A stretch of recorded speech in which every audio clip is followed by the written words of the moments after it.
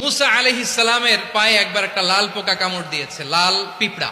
তো উনি রেগে মেগে পাশি দেখে লাল পিঁপড়ার বাসা, পা দিয়ে ডলে মুছে সবগুলো পিঁপড়া মেরে ফেলছে।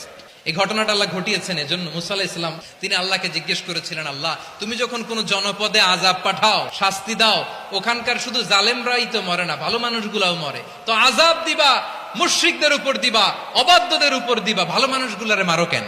আল্লাহ বললেন, মুসা তোমার যে কামড় দিছিল পায়ের মধ্যে পিঁপড়া, কয়টা পিঁপড়া? একটা পিঁপড়া, তো সবগুলারে মারলা কেন? রেগে মেগে পুরো পিঁপড়ার বাসা ভেঙে মেসাকার করলা কেন? এই মুসা, আমি যখন অ্যাকশনে যাই, আমি যখন শাস্তি দেই, তখন এত বাস বিচার করা হয় না, বাস বিচার করা যায় না। যখন অ্যাকশনে যাওয়া হয় ওইটা ডাইরেক্ট অ্যাকশন হয়ে যায়। চিল্লায় বলো ঠিক কি না? রব্বুল আলামিন বলেন, ওয়াত্তাকু ফিতনাতাল লা তুসিবান্নাল্লাযীনা যালামু মিনকুম খাসসা।